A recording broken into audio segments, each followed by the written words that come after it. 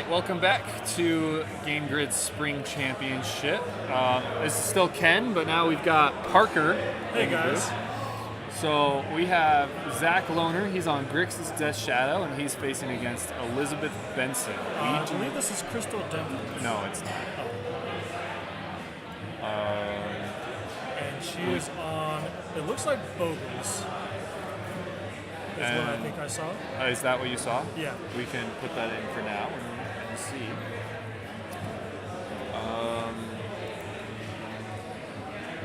So why do you say you think it's Crystal? I thought it was her. That's what I thought was walking back there. So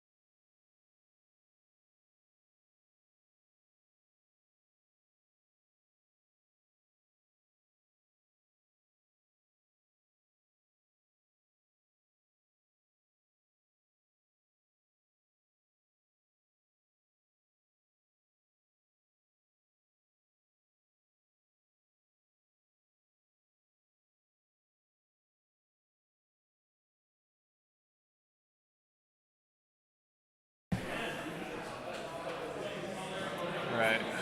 I'm not sure what we're waiting on.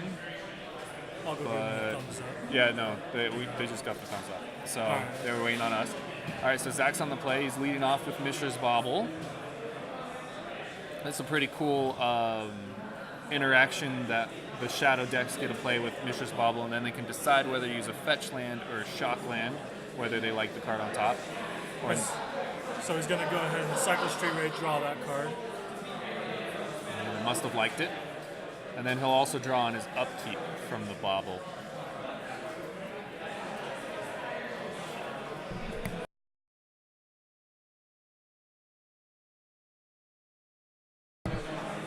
Alright, and then Zach's going to go ahead and fetch. And the crazy...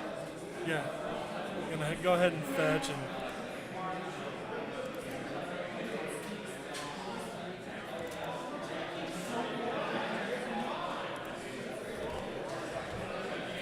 He cycled. Oh, he cycled his Street Raid, that's right. And he's going to start off with Faithless Looting. Faithless Looting, an interesting one that's found its way into the Shadow decks. A lot of people have been asking for this card to be banned. It's really strong and enables a lot of interesting synergies. Grixis is only almost playing it a little more for value rather than like Dredge or Phoenix, which actively want specific cards in their graveyard. Elizabeth waiting patiently for Zach to go through. He discarded a Fatal Push, and I can't see what else. Yep, so Zach draws on her upkeep. She draws the ley line after the game has started. It's too bad. Does she have a second one in hand that she didn't play? I would be surprised if that was Yep, the case. she does. Oh, it's Horizon It's a Canopy. Horizon Canopy. They both have a sunrise coming up. They do look very similar. Oh, So Elizabeth taps the Horizon Canopy for 1 life and plays the namesake of the deck, one Slippery Boggle. so this is an interesting matchup because Shadow prides itself on efficient interaction, and the Boggles deck says no thank you. I would not like to interact. So I know that Zach already beat a Boggles deck today, but he considers it a bad matchup. So we'll see. So Zach shocks in a Watery Grave. And looks like he's gonna Maybe a Bot Scout? bolt himself? Oh, he bolts himself. Interesting. So to 10? Yeah, bolts himself so we can put down a Death Shadow. So the strategy here is to keep your Death Shadow bigger than the opposing Boggles so that they can interact favorably in combat. And then, hopefully, if you're on the Shadow player side, you don't run into any Daybreak Cornets. So Elizabeth plays a Plains and casts It's an Ethereal Armor. Ethereal Armor, that's what it's called.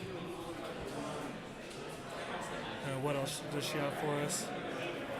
A Glade Cover Scout. So, the Ethereal Armor gives +1/+1 to the enchanted creature equal to the number of enchantments you have in play, which right now is 1. So that's a 2/2 Boggle, smaller than the 3/3 Death's Shadow.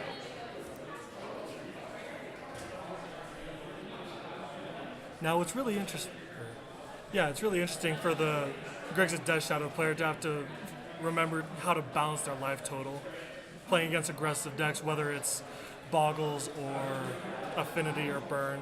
It's really a dancing game. Yeah, it's one of the things that makes the deck harder to play. Boggles can definitely come out almost seemingly out of nowhere and deal a lot of damage. So Zach just attacks in for 3, and Elizabeth just decides, it's not worth trading either of my creatures that you can't interact with, so just going to take it. She could have traded away both her creatures, but then that would have been 3 cards for 1. She couldn't have traded because he has Bloodstained Mire on the battlefield. Oh, that's a good point. That is a good point. And so she attacks in for 3, helping Zach out by making his creatures a little bit bigger. Again, just that interesting balance, both as the Shadow player and the one playing against it. How do you balance that life total? A lot of players like to try to get, 8 to 10 damage at once against the Shadow player, kill them immediately. Oh, and it looks like Zach has Temur Battle Rage in his hand. That's a very interesting one, especially now that his Shadow has grown, can get double strike and trample and be quite the formidable presence, especially if Elizabeth doesn't have a way to gain life or mitigate or punish Zach for attacking.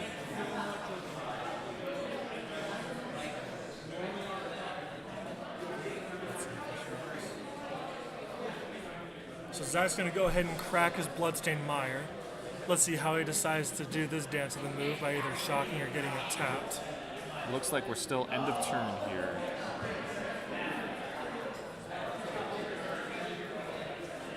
He does down to 4 with a 9/9 Death Shadow. Oh, it's 4, not 9. Oh. I got excited. So what's interesting is that Zach has another Shockland in his hand. And so he can go Shockland, Temur Battle Rage, and hope that... Oh. Snapcaster Rage. Let's see what he has in his yard. A Lightning Bolt. Is he going to hit? He does hit Elizabeth, taking her down to 12.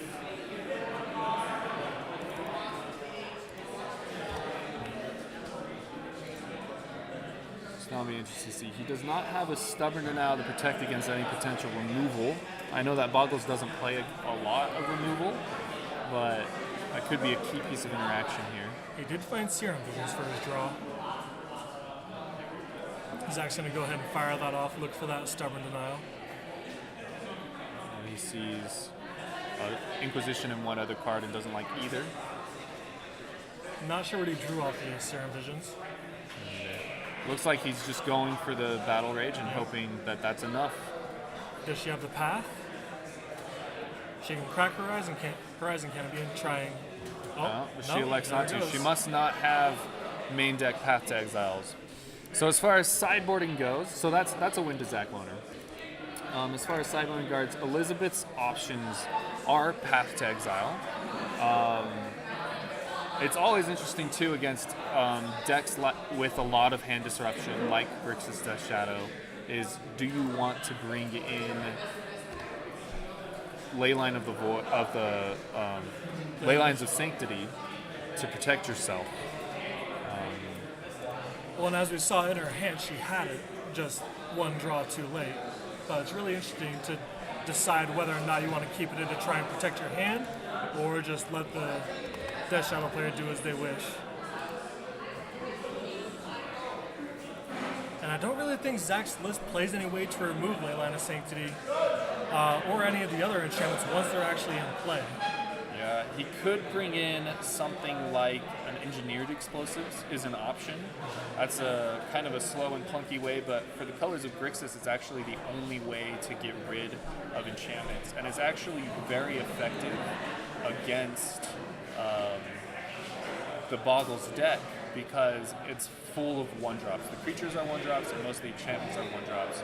So even if the Boggles deck can protect its creatures with something like Totem Armor enchantment, all the enchantments at least will be gone, and they'll be left with just a 1/1, or maybe with one enchantment on it. Now it looks like Elizabeth is bringing in a Tarkus command.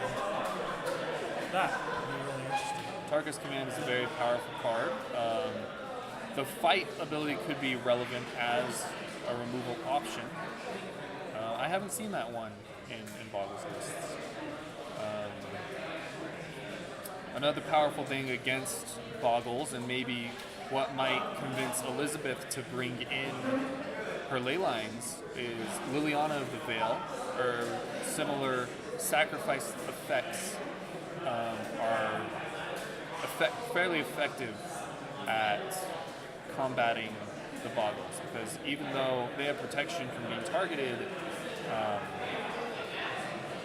if their controller is targeted with a sacrifice spell, they are free and have to sacrifice a creature. And sorry about that, it's Dromoka's command, not a Tarkus command. Oh, Dromoka's command. Wrong colors. That's an interesting one. Remind me what that one does. So choose 2. Prevent all damage target instant or sorcery spell would deal this turn. Target player sacks an enchantment. Put a 1/1 counter on target creature. And target creature you control fights target creature you do not control. Okay, so this does have the fight Yes. to it. Okay. It's a powerful option. I'm not sure that Zach has any enchantments to make the first mode on that effective, but the commands with their choosing 2 modes can be very effective. And putting 1/1 counter on a hexproof creature is no joke. Well, and it can be a really nice way to gain a bunch of life. Just instead, okay, have my huge Boggle fight your Death Shadow and gain 15 life. That does make a lot of sense. And what's really interesting about what you were saying about Liliana is that Zach has to decide whether or not to bring in Liliana, because Elizabeth could just start the game with Leyline, and then Liliana just wouldn't be effective whatsoever. Right. She does whittle down the opponent's hand, which can be relevant. Boggles starts a lot. A lot of its power comes from its starting hand and sequencing things correctly. And if you're able to whittle down the cards in their hand, you can have an effect on their ability to perform. But Liliana at 3 mana is a little slow if that's the only mode you have. So Zach probably, if he brought in Liliana, is probably hoping that he doesn't face down an early leyline of Sanctity. I did see Elizabeth brought in Rest in Peace, which is something that Drew and I talked about earlier, where Drew and I kind of agreed that we're not sure how effective Rest in Peace is against Death's Shadow. It's powerful against their Gurmag Anglers and relevant against Snapcaster Mage. But if the Death's Shadow player gets a draw with Death's Shadows, it's not very. The Leyline of the Rest in Peace doesn't do a whole lot. So it's a high variance card in the matchup, something that some players can decide to go for, but not necessarily a set in stone slam dunk decision. I wonder what they're discussing here. That is a good question, because It looked like Elizabeth was about to roll a dice or something.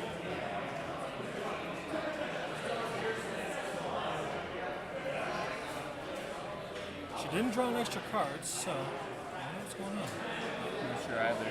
Did she not declare if she was playing first or not before she looked at her hand? That's a possibility. Though I would have expected, if that was the case, for them to call over a judge. Right. Whatever it was, looks like. She's starting turn 0 with that ley line. So, And I also see a Rest in Peace in her starting hand with 2 lands to cast it. okay, she might be able to lock Zach out of relevant interaction before he's able to put down a threat and play the game. Well, what's scary about this Boggles hand that she's keeping is that there are no creatures. She's kept it on the back of the Leyline and the Rest in Peace to get her there. That's a very interesting decision. That means if Zach has a quick Death Shadow, he can just run away with it. Whereas the Leyline and Rest in Peace plans are really most powerful when they're backed up with a threat and force the Death Shadow player to find an answer, find a response. Zach's going to go ahead and crack a Bloodstained Mire, pick up a Watery Grave, and Serum Visions. If he can't Thoughtseize or Inquisition opponent, he's just going to dig through his deck and find his creatures and beat Bashface. And he likes both his cards. I saw one of them was a Street Wraith, and not sure what the other one was, but he seemed to like them both. Elizabeth is going to go ahead and draw a Windswept Heath for turn, not what she's looking for right now. There's a Rageaverse Thicket, and Rest in Peace coming down on turn 2. Okay, so she's got her hate cards in. We'll see how effective they are. Zach keeping a Street Wraith means that he's probably looking forward to potentially playing out a Death Shadow. So he's going to cycle that Street Wraith, go down to 15, and it looks like Zach does have that Engineered Explosives in his hand. He also has a Death Shadow, so it's interesting to see what he goes for here. I think I saw a Gurmag Angler as well. He's fetching the Choco. So Zach's going to play a Polluted Delta, and yeah, he's going to shock down to 12. He could play a 1/1 Death Shadow if he wants, and I don't really see a way for Elizabeth to punish that if he does. Against some decks, you don't want to play a small Death Shadow because you want to be able to play around a card like Lightning Bolt that cares about the size of the shadow. But against the deck with Path to Exile, the size is fairly irrelevant. So here's a 1/1 Death Shadow. And he did leave up that blue mana to make Elizabeth wonder if he has that Stubborn Denial. Yeah. And Elizabeth just drawing blanks. She drew an Ethereal Armor. She has a lot of good enchantments, and if she could draw a hexproof creature to put it on, she could recover thanks to the power of that Coronet in her hand. Especially if Zach doesn't have a way to affect his life total and grow this Death Shadow. So Elizabeth's going to play her Windswept Heath, and she's going to fetch out a Temple Garden. What is she playing? I only saw auras in her hand. Yeah, I'm not sure.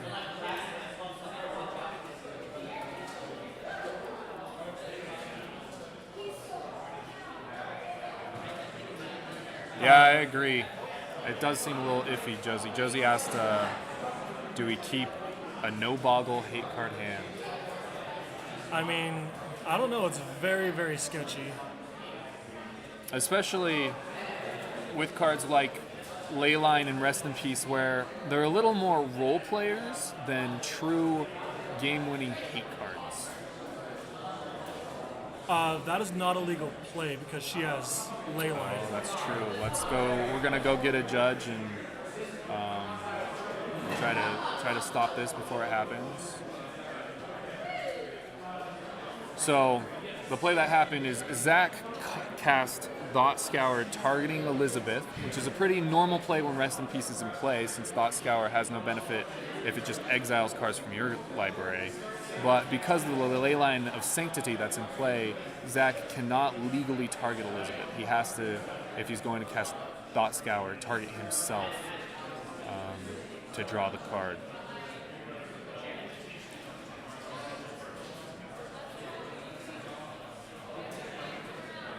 I also don't know if, so he already included it in his hand, which means that normally it's indistinguishable which card he drew, and Elizabeth might be able to see his hand and take a card out of it, which can be very relevant. It looks like what he drew was Liliana of the Veil, which makes sense for him to have sideboarded in, because even at the risk of Leyline of Sanctity blanking her, she's still one of the most effective answers for the threats from the Boggles deck.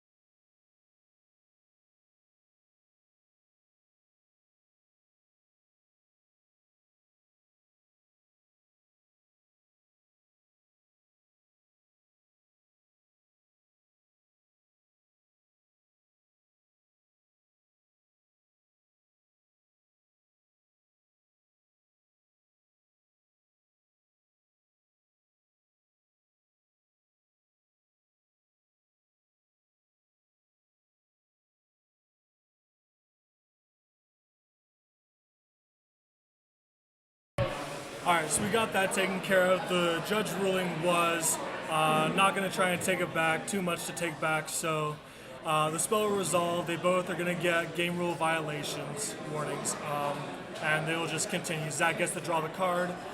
The 2 cards were milled from Elizabeth's library, and they just continue. Okay, so that's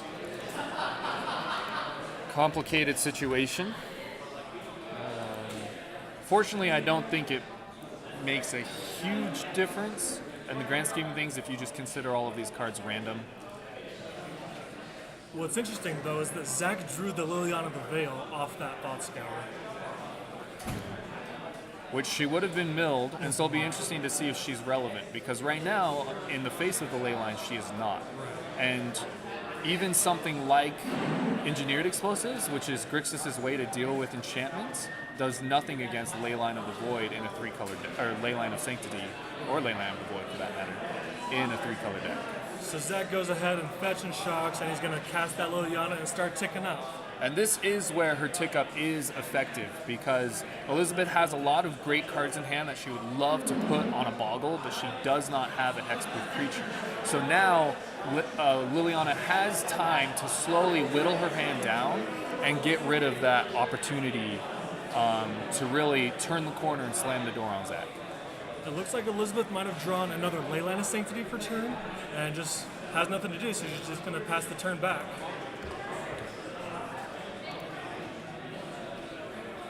Zach draws for turn. He has Tear of Battle Rage in hand, so this game can be over quite quickly. Yeah, so he needs his shadow to be a 7/7, and right now it's a 4/4. So if he has a fetch land, he could, barring any interaction from Elizabeth, win the game. But I don't think he has that available to him. So Zach's going to plus his Liliana of the Veil and discard a Swamp. I'm not sure what Elizabeth discarded. It looks like he's attacking for 8 here. Interesting choice. Yeah, I think he has a second one in hand as well. Well, then I support using your mana effectively and getting clunky cards out of your hand. And you're right, he does. Yep. And there you go. That's the game. A quick 2-0, right? He won the first one, Yep. right? That's the match. Quick 2-0 for Grixis Death Shadow against Boggles. Again, he told me that it was a hard matchup, but he won now 2 matches today out of the 4 rounds of Modern. So sounds like pretty lucky for him. So yeah, no Boggle hand. There's not a whole lot that the Boggles deck does without a creature, and an interesting choice. She definitely has more experience with the deck than I do, seeing as I've never played it. Right. But it's a lot of powerful cards that didn't line up without a Boggle to back them up. So, all right, so that is round 4, the final round of Modern here at the Spring Game Gear Championship. We'll be back with 4 rounds of Standard, and after that, our top 8 will be decided. So we will be back for the next round.